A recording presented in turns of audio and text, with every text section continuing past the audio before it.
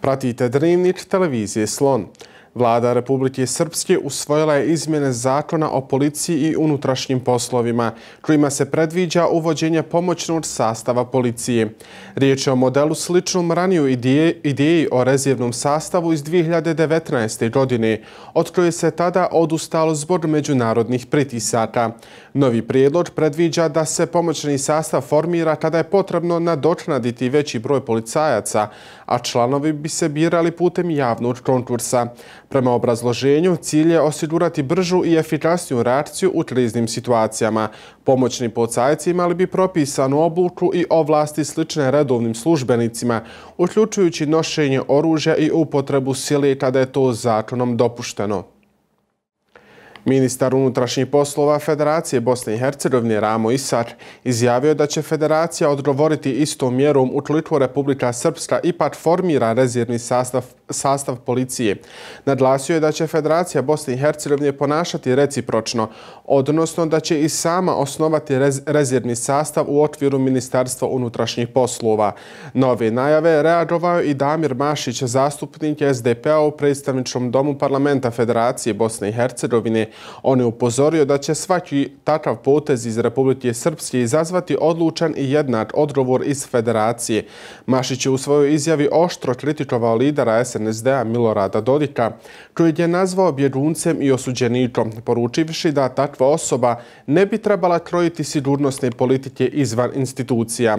Prema njegovim riječima, najava formiranja rezervnog ili pomoćnog sastava policije otvara prozor za dodatne političke tenzije i destabilizaciju, zbog čega je važno da Federacija ostane spremna na odlučan odgovor.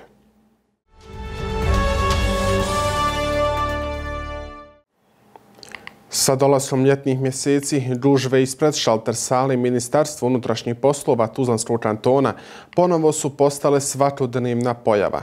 Građani satima čekaju kako bi obavili osnovne administrativne poslove. Broj šaltera je nedovoljan, a broj zahtjeva je sve veći. O svemu detaljnije u prilogu Jasmine Ibrahimović.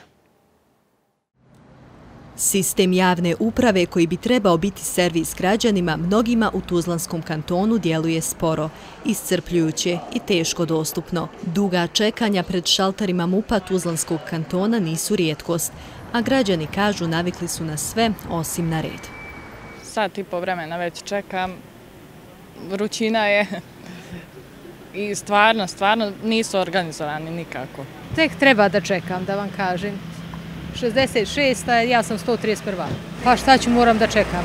Pasoš mi treba, tako da moram.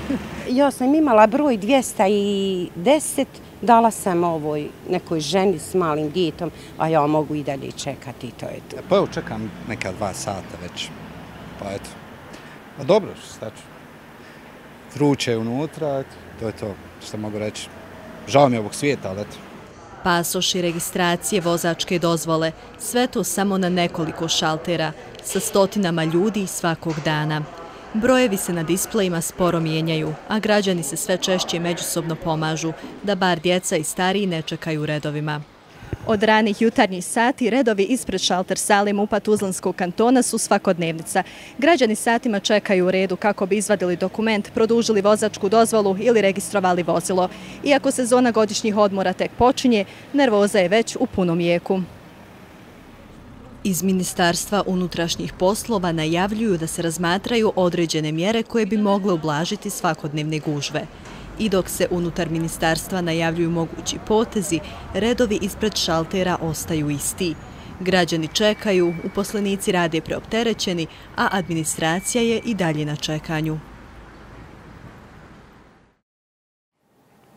Muškarac inicijala AK, rođen 1997. godine iz Tuzle, predat je kantonalnom tužilaštvu Tuzlanskog kantona zbog sumnje da je 21. juna teško pretukao osobu inicijala SV u jednom ugostiteljskom objektu u centru Tuzle. Incident se dogodio oko 1 sat i 45 minuta iza ponoći, a teško povrijeđeni SV pronađen je bez svijesti na podu lokala. Ljekari UKC Tuzla saopćili su da je pacijent zadobio teške povrede glave i mozga, te se nalazi na aparatima za vještačku ventilaciju u jedinici jedinici intenzivne terapije. Osumnjičeni A.K. je uhapšen i nalazi se u nadležnosti tužilaštva, koje preuzima dalji postupak. Policijski službenici uprave policije MUP-a Tuzlanskog kantona identifikovali su i uhapsili muškarca inicijala A.I. rođenog 1972. godine iz Tuzle. Prema prijavama zaprimljenim istoga dana u samom centru grada, nepoznati muškarac je fizički napao dvije ženske osobe, pri čemu je od jedne otuđen mobilni telefon. Zahvaljujući brzom i operativnom djelovanju Tuzlanske policije, počinilac je pronađen u kratkom roku. Nakon kriminalističke obrade, osumnjičeni A.I. predat je uz izvještaj kantonalnom tužilaštvu Tuzlanskog kantona na dalje postupanje zbog ovoga napada.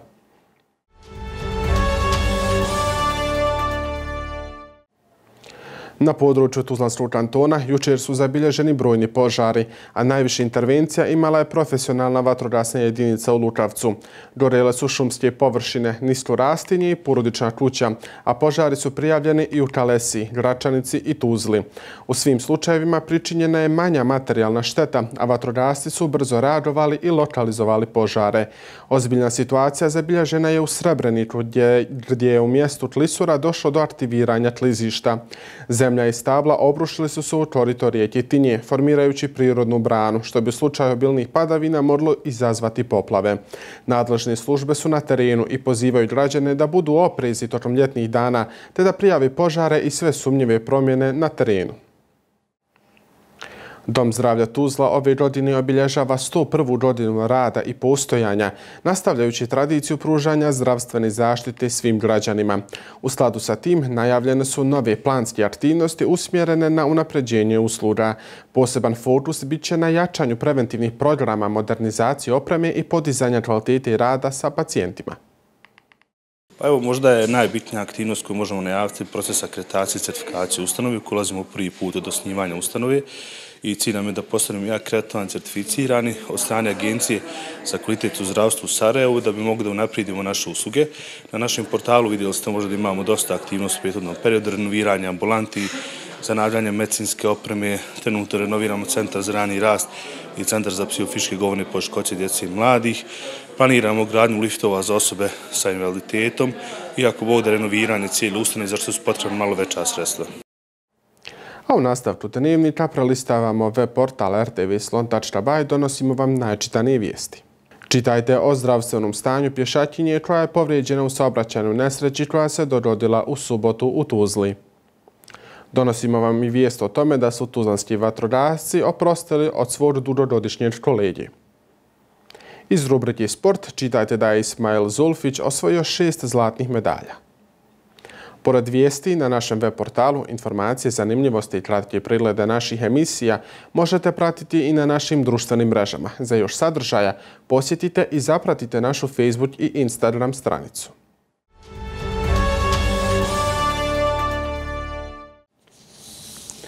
Svi prevoznici iz zemalja van Evropske unije, uključujući i Bosnu i Hercegovinu, od 1. septembra 2025. godine morat će podnositi skraćene sigurnosne deklaracije kroz novi EU sistem kontrole uvoza ICS2. Kako bi se domaće transportne kompanije pripremile i uskladile svoje IT sisteme sa novim pravilima, organizovan je besplatni webinar na jednom od jezika koji se koristi u Bosni i Hercegovini. Webinar će se održati u četvrtak 26. juna od 10 sati i ponudit će praktično pojašnjavanje o načinu prijave robe, tehničkim zahtjevima i povezivanju sa EU sistemom. Na 51. zasjedanju Vijeća ministara vanjskih poslova zemalja članica Organizacije islamske saradnje održanom u Istanbulu usvojena je rezolucija o Bosni i Hercegovini kojom je potvrđena snažna podrška suverenitetu i teritorijalnom integritetu Bosne i Hercegovine.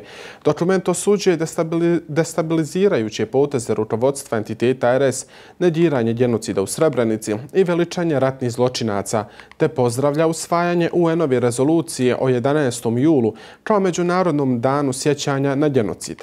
Istaknuta je važnost Dejtonskog sporazuma, reformi izbornog zakonodavstva i podrške povratničkim zajednicama. Istanbulska deklaracija dodatno upozorava na prijetnje iz RS-a i poziva na očuvanje ustavnog poretka. Zemlje članice pozvane su da 11. jula upute zajedničku podršku sjećanja i podrške žrtvama genocida.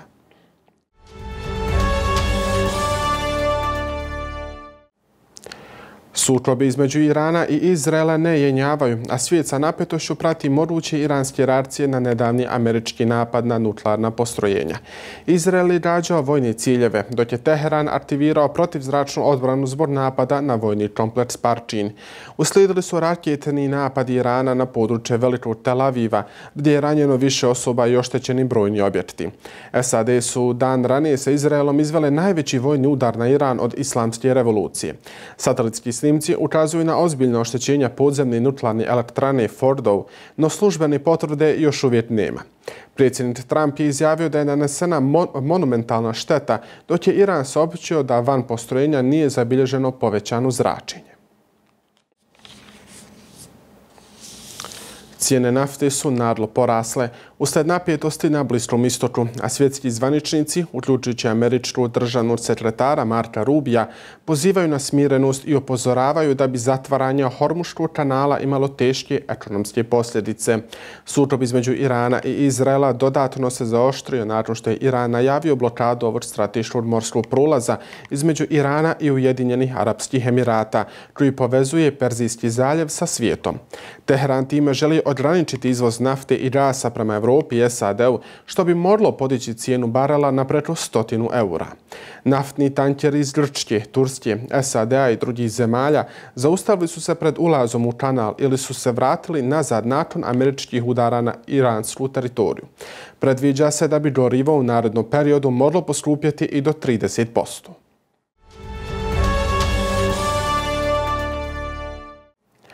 U nastavku vijesti iz sporta. Atletski klub Sloboda Tehnograd ostvario izvanredan uspjeh na pojedinačnom prvenstvu Bosne i Hercegovine za mlađe juniore i juniorke U18, koje je proteklog vikenda održano na stadionu Tušanj u Tuzli. Tuzlanski klub je bio domaćin takmičenja, a pored odlične organizacije, njihovi takmičari su zablistali i na stazi, osvojivši ukupno 11 medalja, od kojih čak 7 zlatnih. Najveći trenutak prvenstva pripao je Bakiru Musiću, koji je u utrci na 100 metara postavio novi juniorski rekord Bosne i Hercegovine sa vremenom 10,66 sekundi. Time je oborio prethodni rekord star 18 godina koji je držao Nedim Čović iz 2007. godine. Musić je time potvrdio vrhunsku formu pred nastup na evropskoj sceni. Reprezentacija Bosne i Hercegovine u sljedećoj odbojci odbranila je titulu u Zlatnoj ligi nacija nakon što u finalu turnira u njemačkom Kirnbaumu savladala domaću selekciju sa 3:2 poslije 2 sata igre. Izabranici selektora Ifeta Mahmutovića zabilježili su svih 6 pobjeda na turniru. U grupnoj fazi bili su bolji od Hrvatske, Ukrajine, Njemačke, Poljske i Turske, a u borbi za zlato ponovo su savladali Njemačku, iako su 2 puta gubili u setovima. Za reprezentaciju Bosne i Hercegovine nastupali su Crnobranja, Delalić, Duran, Godinjak, Hamzić, Jusufović, Kapetanović, Medić, Čančar te brojni drugi. Treće mjesto pripalo je Hrvatskoj nakon pobjede nad Ukrajinom, dok je Poljska bila bolja od Turske u meču za 5. mjesto. A u nastavku dnevnika donosimo vam planska isključenja električne energije na području Tuzlanskog kantona.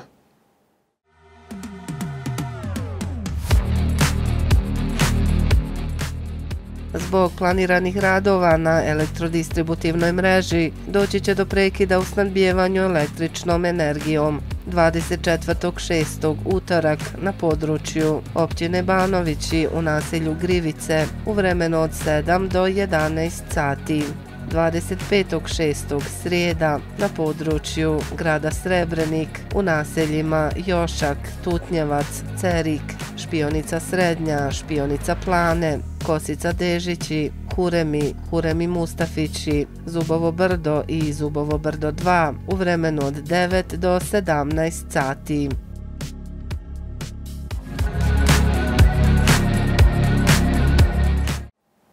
Kako nas vrijeme očekuje narednih dana, saznajte u nastavku. U Tuzli je danas preovladavalo sunčano i veoma toplo vrijeme sa najvišom dnevnom temperaturom do 33 stepena Celzijusa. A slične vremenske prilike očekuju se i sutra uz zadržavanje visokih temperatura. Na području Tuzlanskog kantona također je zabilježeno toplo vrijeme sa temperaturama koje su dosezale i do 35 stepeni Celzijusa. Prema prognozama, i sutra se očekuje nastavak vrućina. Visoke temperature zabilježene su i u ostatku Bosne i Hercegovine, posebno u južnim krajevima zemlje. Visoke temperature će se nastaviti i sutra.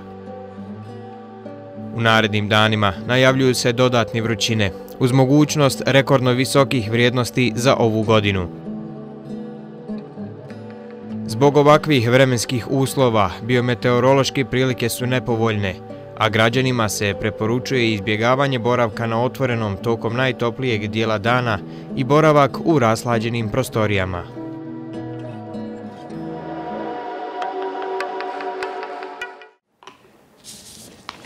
Bilo bi to sve u današnjem dnevniku. Hvala vam na pažnji i doviđenja.